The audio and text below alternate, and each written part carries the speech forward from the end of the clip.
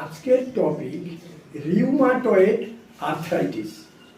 এটি এক ধরনের অটো ইমিউনি ডিজিজ।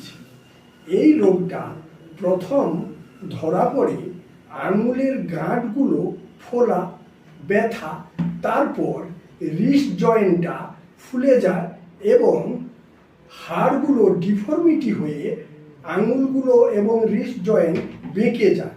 তারপর কোনো একটা হাঁটু ধরে যায় এবং হাঁটুটার মধ্যে হাড় বৃদ্ধি হয়ে যায়, হাড়ের একদম ডিফর্মিটি হয়ে যায়, মানুষ চলাফেরা করতে পারে না।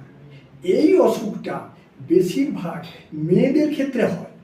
ঠিক 10 বছর থেকে 30 বছর বয়স পর্যন্ত মেয়েদের এই অসুখটা হয়ে থাকে। স্বাভাবিক জীবন একবারে শেষ হয়ে যায়, মানুষ চলাফেরা করতে পারে না, পরপর এমন মানসিক ডিপ্রেশনে চলে যায়, মানুষ এমন ডিপ্রেশনে চলে যায় তখন সুইসাইডিং টেন্ডেন্সিও চলে আসে। আর সেই পেশেন্টকে তার বাড়ির লোক অবহেলার চোখে দেখে। এইটা সব থেকে বড় কারণ।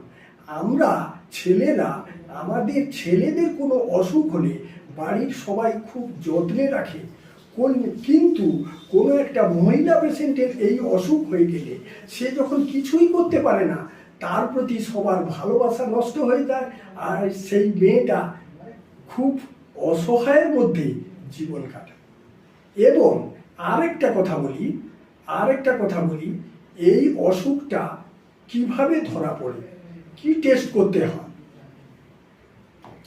RA ফ্যাক্টর পজিটিভ ধরা পড়ে, ব্লাড টেস্ট করলে RA ফ্যাক্টর পজিটিভ এবং HLA-B27ও পজিটিভ হয়।